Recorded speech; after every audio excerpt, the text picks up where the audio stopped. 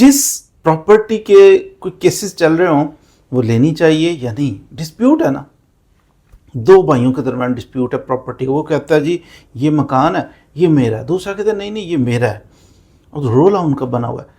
ایک کے اگرچہ نام پہ لگا ہوا ہے، ریونیو ریکارڈ کے اندر ایک مالک ہے، بظاہر اس کے ڈاکومنٹس ہیں اس کے پاس، وہ مالک ہے، لیکن دوسرے نے اس کو چیلنج کیا ہوا ہے کہ یہ پراپرٹی اس اکیلے کا حق نہیں بنتا تھا، اس نے کوئی ڈاکومنٹ جعلی لگا کے تو یہ اپنے نام لگوا لیا، اس کا حق نہیں. اب ڈسپیوٹ بنا ہوا ہے، عدالت کے اندر کیس چل رہا ہے، ایسی پراپرٹی لینی چاہیے یا نہیں. اب آپ جاتے ہو مالک کے پاس، وہ کہتے ہیں ہاں جی کیس تو چل رہا ہے لیکن دیکھیں مالک میں ہوں، میرے پاس کاغذ ہیں، قبضہ میرے پاس ہے. آپ کہتے ہیں ہاں مالک تو یہ ہے، قبضہ بھی اس کے پاس ہے، یہ لے لیتے ہیں. مالک ہے بیچ سکتا ہے، آپ اسے لے لیتے ہو.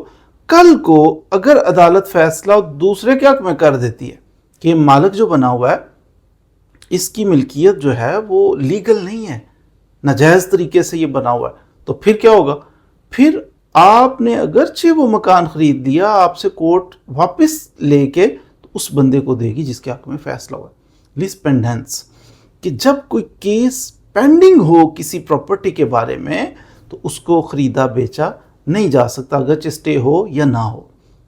پینڈنگ جب کیس ہو اس دوران پراپرٹی سیل پرچیز نہیں کرنی چاہیے.